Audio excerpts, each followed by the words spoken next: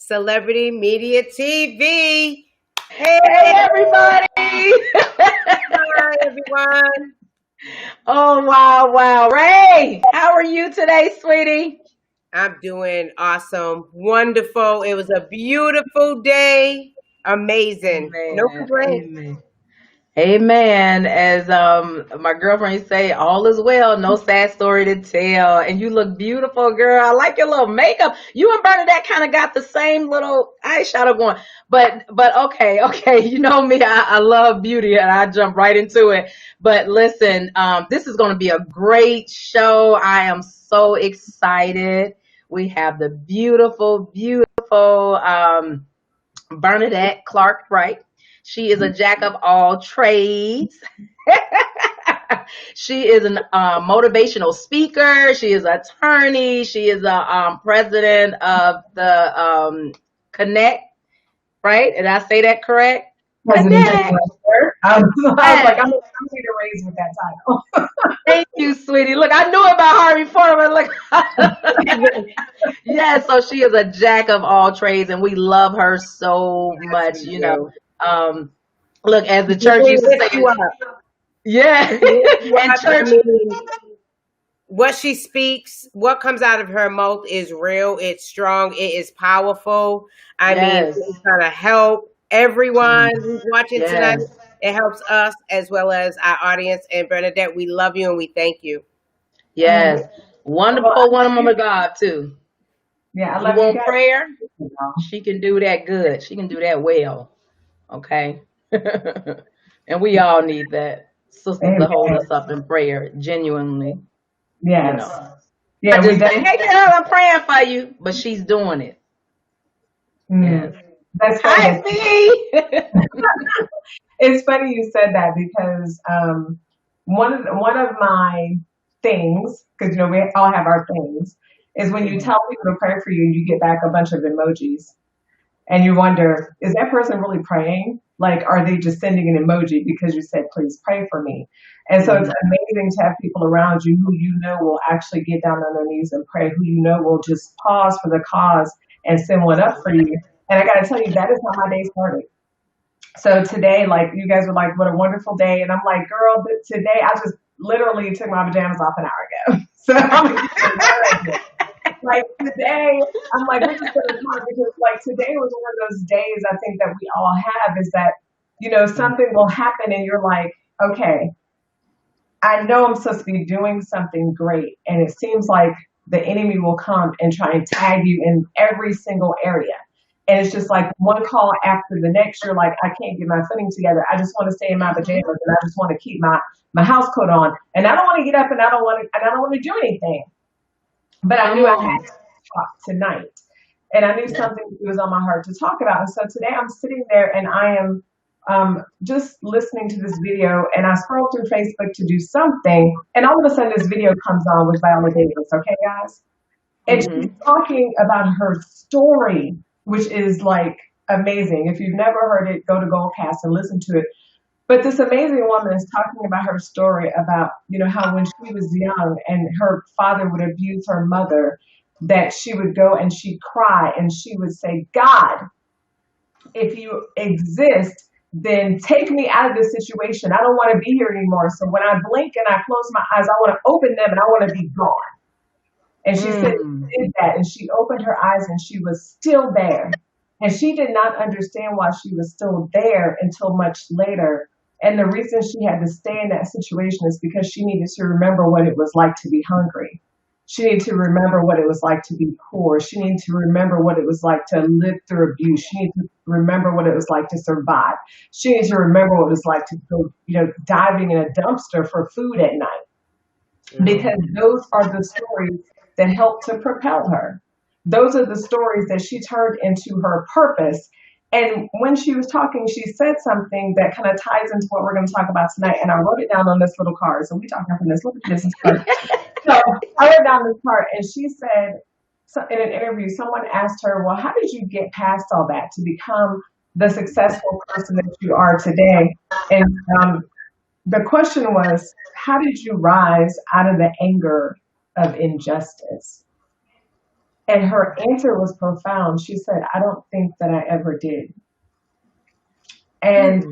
it brought me full circle to something that I was already thinking about. And it's the fact that a lot of us are out of our situations physically, but we're not out of them emotionally.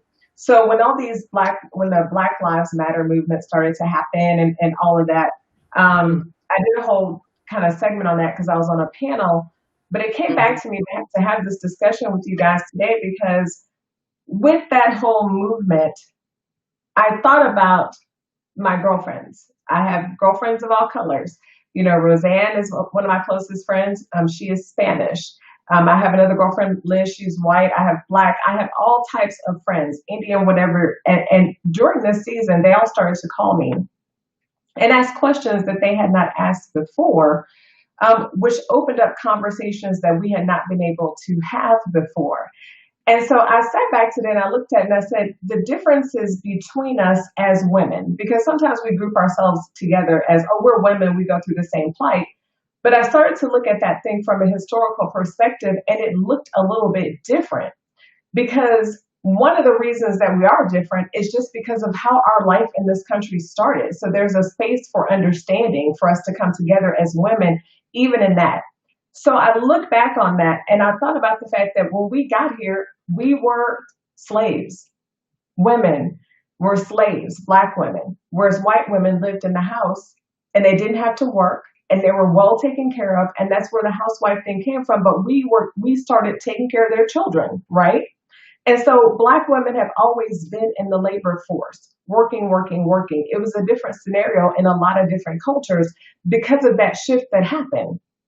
So then you fast forward hundreds of years later, and people are like, well, why are you still upset about that? Like, you were never in slavery.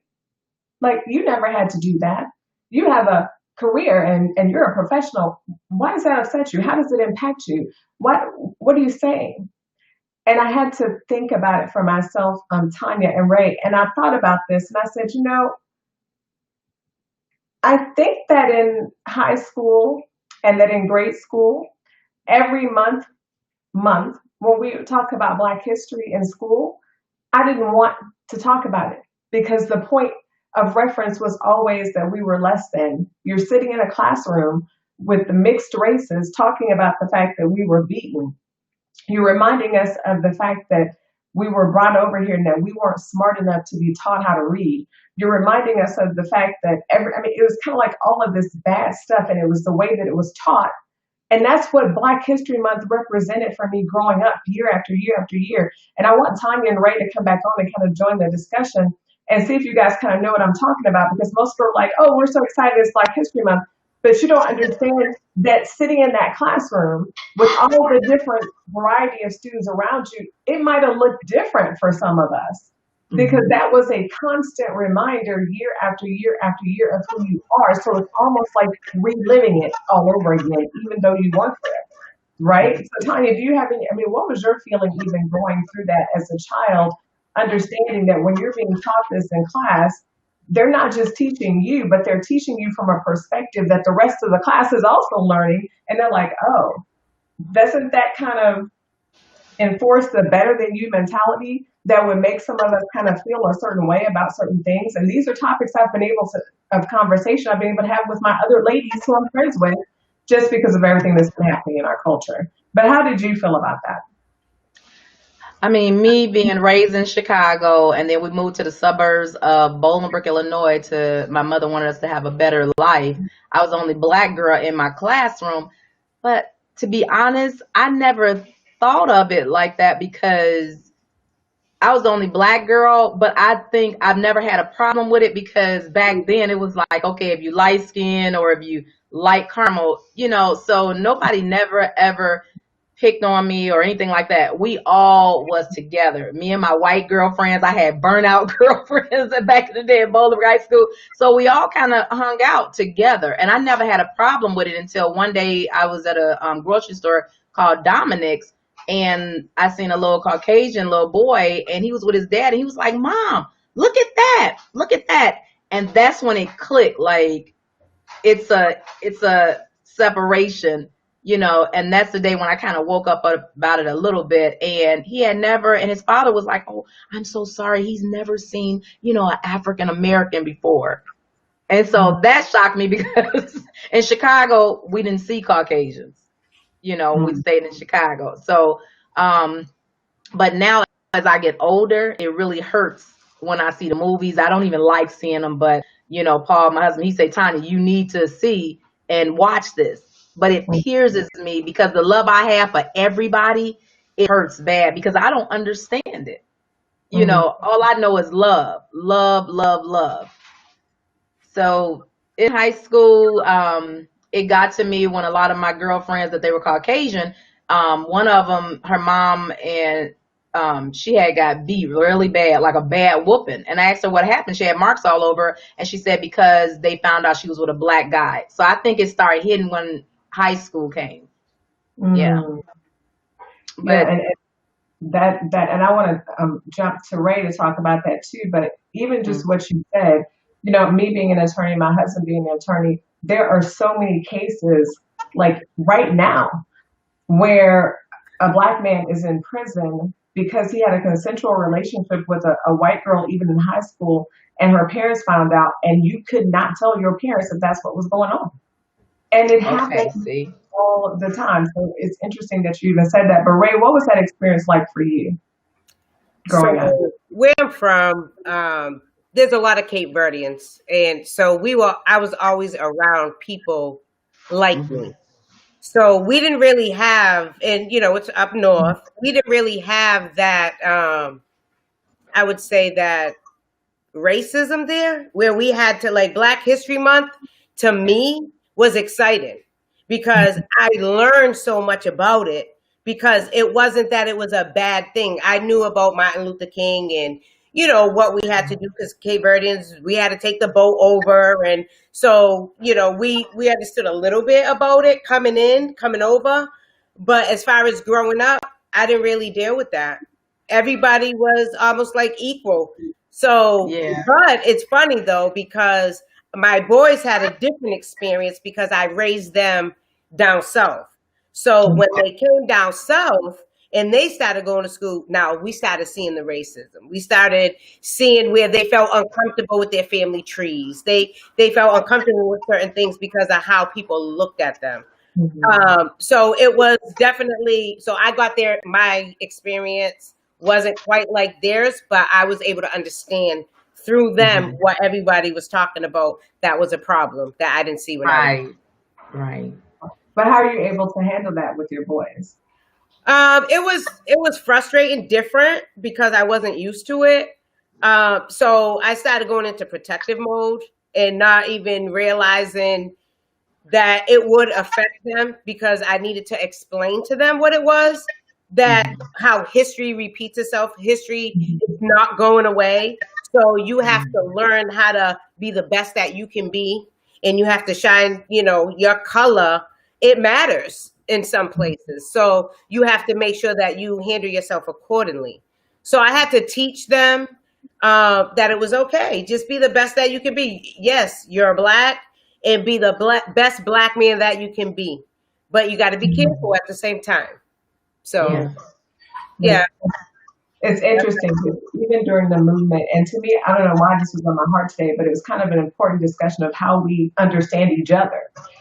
From that perspective, if we're going to elevate, because it's a different conversation for us to be having.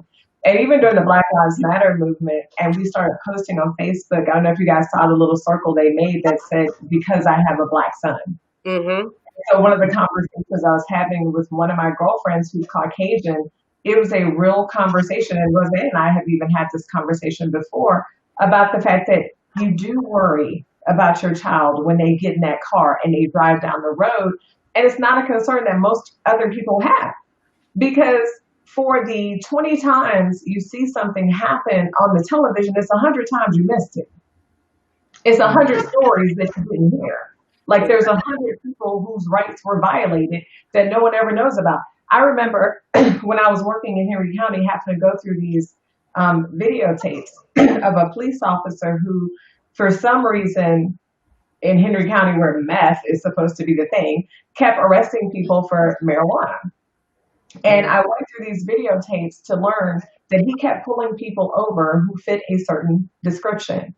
He was racial profiling.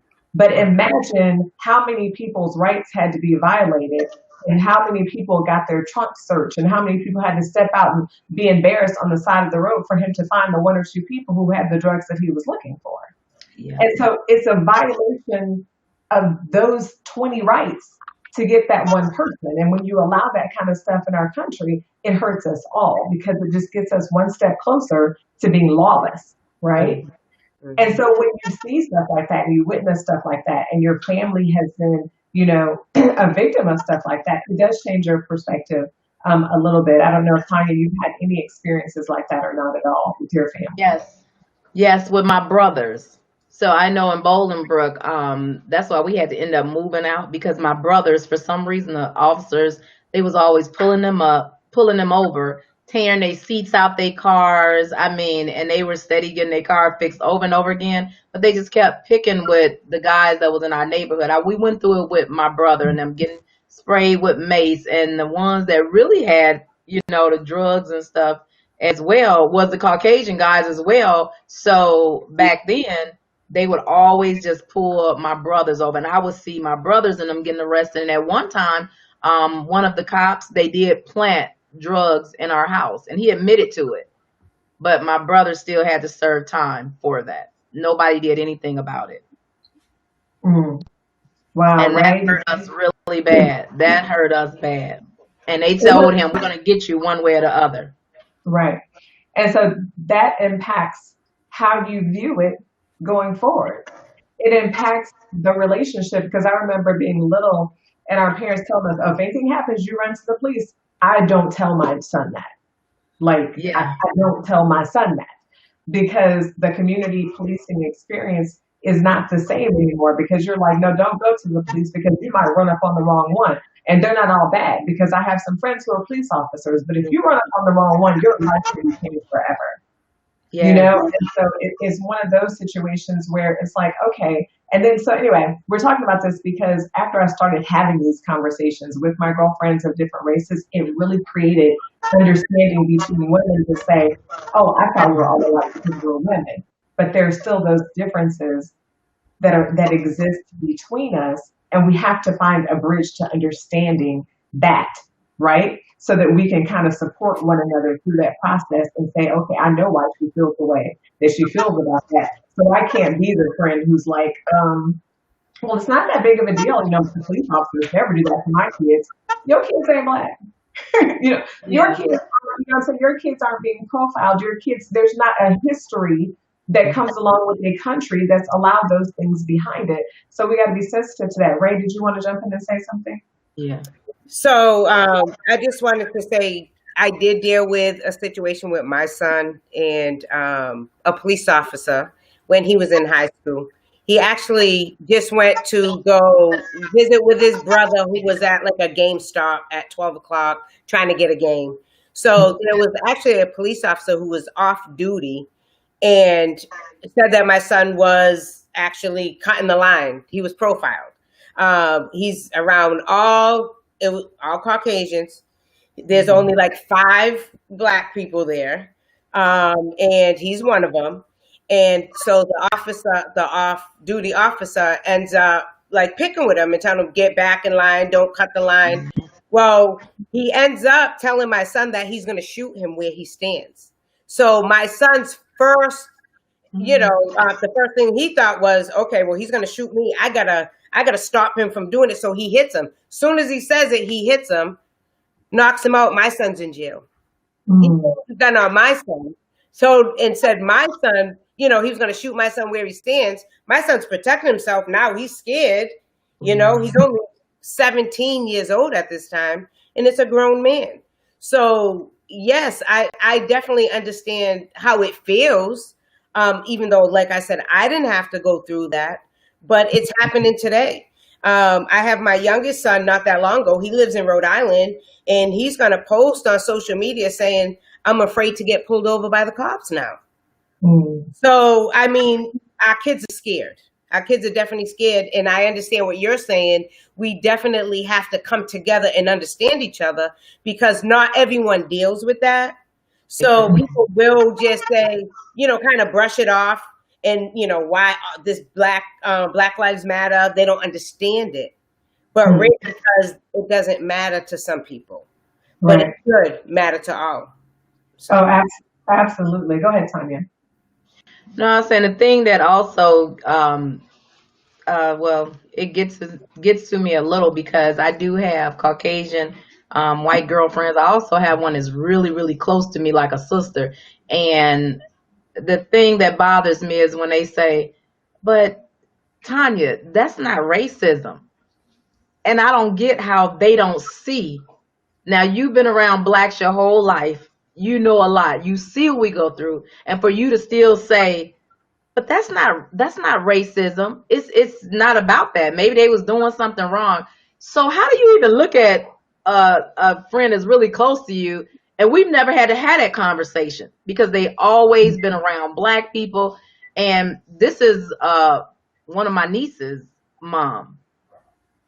And so I was like, how don't you get that? I'm not asking you to be on our side or they side. I just want you to see it as it is, Right. And so after that, I was like, wow, maybe they really don't understand. Right. It's interesting because Roseanne just posted, it doesn't affect just that person who's arrested or harassed. It affects the mother. It affects the children. It affects the grandmothers, aunts, the children. And we think about the fact that, last week we just talked about how the large percentage of African American women who are the heads of households, who are checking that head of household box. And one of the reasons we're checking the head of household box is what? Hmm. Incarceration, because so many African American men are incarcerated. Yes. And it's like, if you don't understand police brutality, if you don't understand the experience of an African American young man coming up in this America, you can't be a part of the change that needs to happen.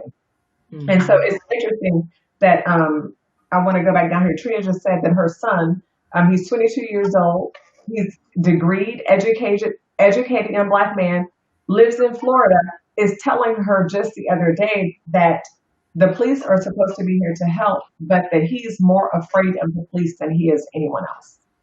Hmm. At 22 years old, he recognizes it because either something happened to a family member or something happened to a friend or he personally witnessed some type of injustice. And so the only way people really get exposed to the actual experience is by us having conversations like these so people can see, okay, we're not making this up. Like, we each have had personal or individual experiences watching this happen to our children. And what we talked about was, to save our sons, we got to save our sisters. But our sisters are affected by all of this when it comes to our sons, because our sons now grow up in a household with a father who's not able to be in their life Hmm. because of how the system is set up. And then what happens when they get out, y'all? They can't get a job. They Hmm. can't vote for social change, right? It's circular, and the whole system begins to repeat itself, but we're not going to be able to change it by ourselves. It's going to take all of us. It's going to take black people. It's going to take white people. It's going to take Spanish people. It's going to take the Indians. It's going to take the Asians. It's going to take a group of people to say enough is enough. And the first time I saw that was during this last version, and I'm going to say version, of the Black Lives Matter movement. And here's why I say that. I say that because there was Black Lives Matter 1.0, where during Obama's presidency, you saw all of this police brutality happening, but they turned the conversation to Blue Lives Matter. They changed the conversation to All Lives Matter. They changed the conversation to Gay Lives Matter, Women's Lives, everything but Black Lives Matter. Until America witnessed someone being executed by just choked out, a knee Yeah. on his neck on television for 8 minutes. It took that for somebody to get why Black Lives Matter. It took that for somebody to get why, until Black Lives Matter, all lives don't matter. Because a violation against us is a violation against us all. It's kind of like if I jump back to that Black history class we're talking about. It's kind of like Mm-hmm. Black history and American history. It was kind of like sitting in the class and you're like in this little separate pod where it's like not just a part of American history. Oh, it's Black History Month. We're going to teach Black history, but we're going to teach you about slavery. Or we're going to teach you about, coming over on the ships. We're going to teach you about how your children were sold. We're going to teach you about, how the rape happened, and we're going to teach you about the beatings. And you're sitting there in that class, and you're like, okay, but then you go to church, like my Tish is talking about. You go to church, and then they teach you about the civil rights movement. But Yeah. our culture is so much more than that. We existed before slavery. Like Yes. that is not like, but here it's kind of balled up into that one conversation. So, what are your thoughts on that, Tanya? Wow. It was hard for me to watch all the videos. I had to force myself. I remember me and Ray was talking about it and we kept going back and forth saying, "Did you see the video?" And she was like, "Ah." We both was saying we watched half of it and we kept saying, "Well, we got to watch the whole video." So I mean, people don't understand. It's super hard because all you could imagine if that was your son or your nephew or, and I think prayer is key because we Mhm. cannot watch every place, that our child go, our family member go. So I do know prayer can stop a lot of things. And that's the only thing I got to go on because I can't, I would be a nervous wreck. And I have sons too, and I have nephews that I have raised. So I have grandbabies that's coming up that now I'm going to have to teach them that. I didn't have to teach my boys that because it wasn't a lot of that going on where we were at. So it was okay. But now it's on me to teach my grandkids that. And they're all, well, I have 4 boys, grandsons. So it's Mhm. hard. I'm trying to how can I keep them where they can understand so when they look at a Caucasian or a police officer that they won't just put them all in the same boat. You know what I mean? Mhm. So I'm trying to think how can I teach them? And I can't let them know everybody is not bad, of course. I have all kind of officer friends, and I want them to know that all of them is bad, but I'm trying to figure out how can I teach them because I know they need to be taught about this. And Mhm. it hurts though. It hurts that you have to Yeah. tell them that. It Mhm. does hurt. It Did you does. see that police officer that arrested that little child? Oh, now that I didn't see that. When did this happen? It was on TMZ 2 weeks ago. Okay, was this okay? Because I know several months ago they arrested a child. I want to say it was Oklahoma or something like that, because they were walking on the side of the road, but there was no sidewalk. Oh no, this And the one they, where he hit his teacher in the they, stomach. okay. Yeah. Mm. So I mean, and the thing is, it's funny, and I'm gonna pass it to Ray because we're actually almost at the top of our segment.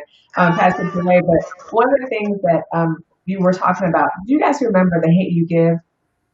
How that movie Yes. started? Yeah, that was oh That gosh. was so deep. And for everyone who hasn't seen it, so in the movie The Hate You Give, it starts with us. There's a African American neighborhood. You see people outside having a cookout, Mhm. other people riding their bicycles, and it's just this neighborhood where life is happening and everyone's happy. And then the camera pans into inside of the living room where you see a man and a mother holding a baby and the 2 kids at the table, and the father has to explain to his children how to behave when you get pulled over and how Yeah. to put your hands on top of the dashboard and how to look and how to speak. And you see his kids put their hands on the table because he wants them to know ahead of time what your life is going to be like as an African American in this country. That was good. Wow. I It didn't was see that. Oh my, it was such a profound display of conversations that are happening in homes across America. But because, people, it's not just a movie, y'all. It's real life. Even Alona, actually, one of the guests here today, Alona, my sister, my girlfriend, she just said that her 15-year-old got his learner's permit. And the other day they were driving, he got pulled over. He was crying and in tears because the officer was so aggressive, but he was immediately afraid. Should we be immediately afraid when the blue lights come on? I have seen people of other cultures literally cuss out the police officer. Mm-hmm. Should we be afraid when the blue lights come on? It's something that's ingrained. It's something that has become a part of our culture, but it's also something that we can change by having these conversations with our sisters who are of any color and of any race, so you Yes. know that this is real. and that you participating in the movement matters.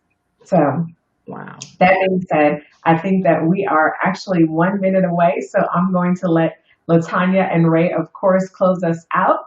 I do want to thank each and every one of you guys for tuning in to Elevation Evenings tonight. Tonight was just one of those things where it was really just on my heart to talk about that when I just thought about, just the history of us as women in the country and some of the differences that exist. But not only that, what the experience is like for our sons and for our husbands and for our fathers, because we live in that environment as a mother charged with being the one who takes care of those entities. So back to you ladies to close us out. Yes. Thank you for sharing. Thank you guys. I think we lost Tanya. And I guess if we lost Tanya because we can't see her really quick, then I would pass it to Ray to close us out and to do your sponsor welcomes and all that fun stuff. But I see that the people who are on the chat love this talk today, so I appreciate you guys having this heart-to-heart chat, about the state of our families in America. Yes, and that was important. Thank you so much, Bernadette. That touches a lot of people, and we all need to come together and teach our kids and make our kids comfortable in this day and age. But we definitely want to thank our sponsors. We want to thank Pro Boss. We want to thank Mix Chicks. Make sure you go to Mix Chicks and get your products for your hair, all hair types. And we also want to thank everybody for watching today, and make sure that you stay tuned with us because we have so much more to come with Miss Bernadette. We love you, Bernadette. And I love you guys.